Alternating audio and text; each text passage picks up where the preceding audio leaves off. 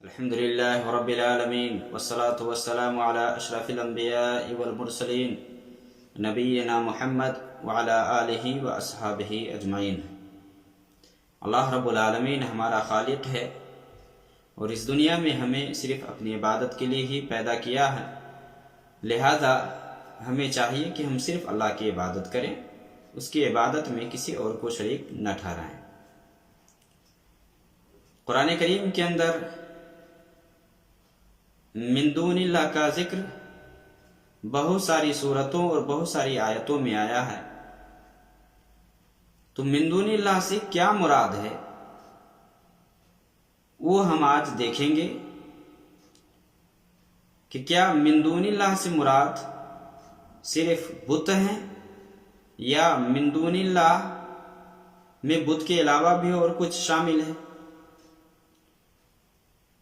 دون اصل میں یہ دان سے بنایا گیا ہے، جس کا ایک معنی کمتر کا بھی ہوتا ہے، کمتر کا بھی ایک معنی ہوتا ہے، گھٹیا بھی ہوتا ہے، مختلف جگہوں میں اس کے حساب سے دیکھا جائے گا۔ قرآن کریم کے اندر اللہ رب العالمین نے شرک کے سلسلے میں فرمایا ان اللہ لا یغفر ان یشرک بہ ویغفر ما دون ذلک لمن یشاء، کہ اللہ رب العالمین شرک کو معاف نہیں کرے گا، شرک کے علاوہ جو بھی گناہ ہے اسے اگر وہ چاہے گا تو معاف کر دے گا۔ ان اللہ لا یغفر ان یشرک بہ ویغفر ما دون ذلک، یہاں دون آیا ہے، یعنی اگر شرک سے کمتر جو گناہ ہے اسے اگر وہ چاہے گا تو معاف کر دے گا، چونکہ شرک یہ بہت بڑا گناہ ہے۔ اگر کوئی آدمی حالت شرک میں ہی مر جاتا ہے بغیر توبہ کیے ہوئے تو اس کا ٹھکانہ ہمیشہ ہمیشہ کے لیے جہنم ہے۔ شرک کو یہاں بڑا مانا گیا ہے اور دون استعمال کر کے یہاں لایا ہے کہ اس کے علاوہ جو گناہ ہے گویا کہ شرک کے درجے تک نہیں پہنچتا ہے۔ ہاں، شرک بھی کبائر میں سے ہے، اس کے علاوہ اور بھی بہت سارے کبیرہ گناہ ہیں، لیکن چونکہ شرک یہ سب سے خطرناک اور سب سے بڑا گناہ ہے، جیسے کہ اللہ نے فرمایا ان الشرک لظلم عظیم، شرک بہت بڑا گناہ ہے، بہت بڑا گناہ ہے۔ اسی طرح سے قرآن کریم کے اندر آپ دیکھیں گے من دون اللہ کے حوالے سے جو آیا ہے، کیونکہ یہ مخلوقات سب اللہ کے تابع ہیں اور سب اللہ سے نیچے ہیں، اللہ رب العالمین کی عبادت میں کسی اور کو شریک کرنا، کسی اور کو بھاگیدار جاننا یہ درست نہیں ہے۔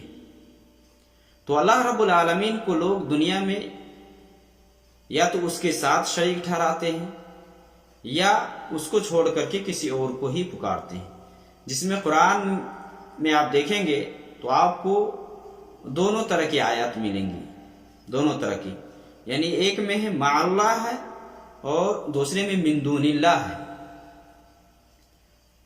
قرآن میں اللہ رب العالمین نے مع اللہ کا بھی ذکر کیا ہے اور من دون اللہ کا بھی ذکر کیا ہے، اور بہت ساری جگہوں میں، بہت ساری جگہوں میں من دون اللہ کا لفظ بہت ساری آیتوں میں ہے۔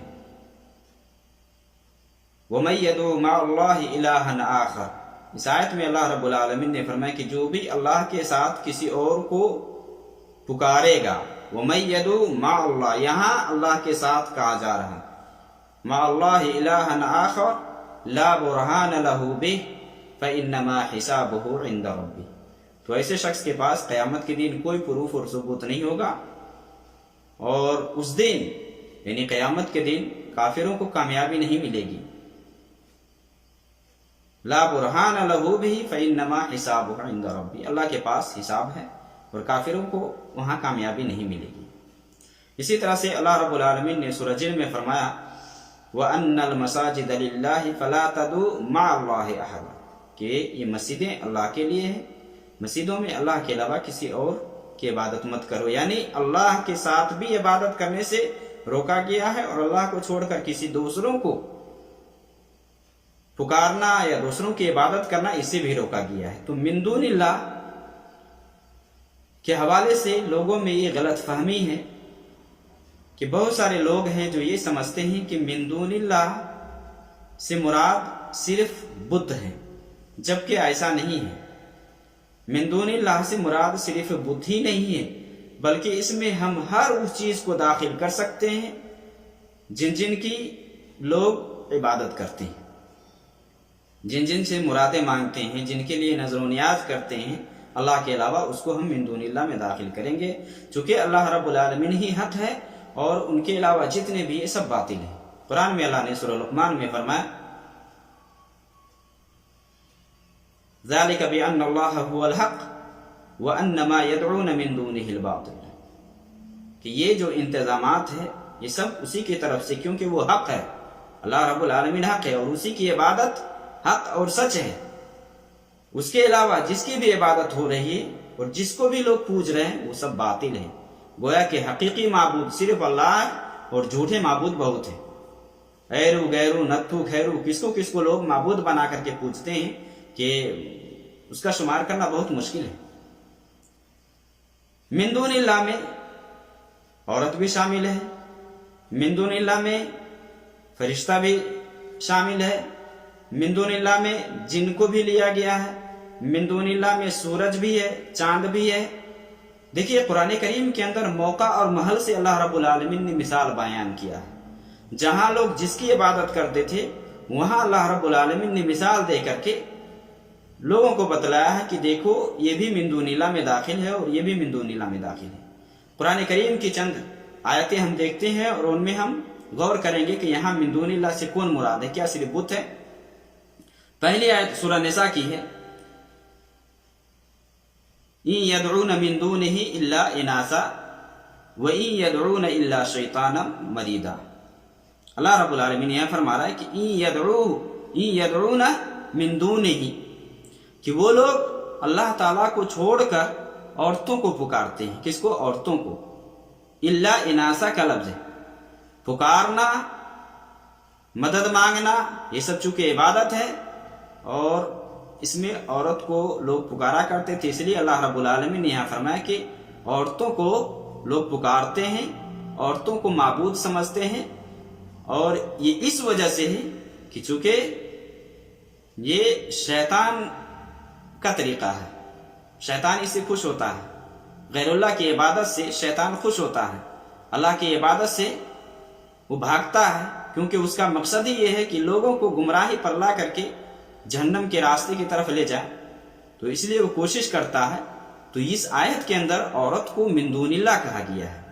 اسی طرح قرآن کریم کے اندر اللہ رب العالمین نے فرمایا ما کان لبشر ان یؤتیہ اللہ الکتاب والحکم والنبوۃ ثم یقول للناس کونوا عبادا لی من دون اللہ، کہ کسی ایسے انسان کو جسے اللہ تعالی کتاب اور حکمت اور نبوت سے نوازے، یہ درست نہیں ہے کہ وہ لوگوں سے یہ کہے کہ میری عبادت کرو، مجھے معبود بنا لو۔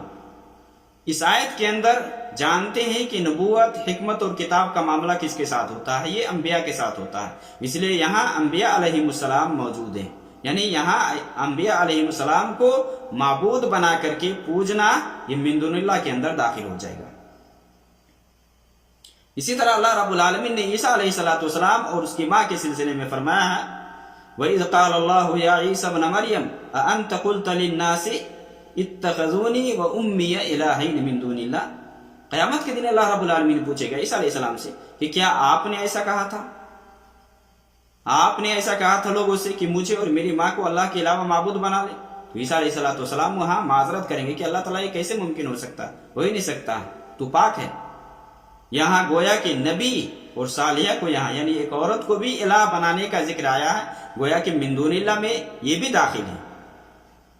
اسی طرح اللہ رب العالمین نے جن کے حوالے سے فرمایا وَجَعَلُوا لِلَّهِ شُرَكَاءَ الْجِنَّ، کہ لوگوں نے جن کو اللہ کا شریک بنا لیا ہے۔ دیکھیں اللہ کے علاوہ جن کو لوگ پکارتے ہیں، جن سے مدد مانگتے ہیں، ان سے فریاد رسی کرتے ہیں، تو گویا کہ من دون اللہ کے اندر جن بھی داخل ہیں۔ اسی طرح سے اللہ رب العالمین نے نیک لوگوں کے حوالے سے، انبیاء اور صلح کے حوالے سے فرمایا ان الذین تدعون من دون اللہ عباد امثالکم، کہ جس کو تم اللہ کے علاوہ عبادت کرتے ہو وہ تو تمہاری جیسے ہیں، یہاں عباد کا لفظ آیا ہے، اور آپ جانتے ہیں کہ عباد سے مراد نیک آدمی، عبادت گزار. اس کو اگر کوئی پکارے، اس سے کوئی فریاد رسی کرے، اس کی عبادت کرے، تو یہ من دون اللہ کے اندر داخل ہے. عبادنا مثالکم، تمہاری جیسا.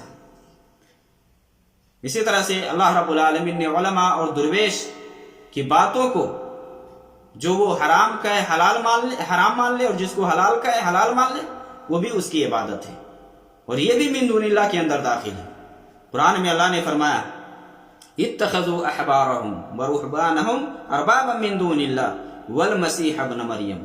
یہاں اللہ رب العالمین نے فرمایا کہ اس میں لوگوں نے علماء اور درویش اور عیسیٰ علیہ السلام کو معبود بنا لیا. من دون اللہ یہاں آیا، من دون اللہ والمسیح ابن مریم، عیسیٰ علیہ السلام کو بھی. یہاں علماء، پادری، پوپ، یہ سب اس میں داخل ہیں. اسی طرح سے اللہ رب العالمین نے قرآن کریم کے اندر بلقیس کے سلسلے میں فرمایا ہے. بلقیس، جانتے ہیں کہ سلیمان علیہ السلام کے زمانے میں ایک ملکہ کسی ملک کا بادشاہ تھی، یا اس ملک کا باغ ڈور اسی کے ہاتھ میں تھا.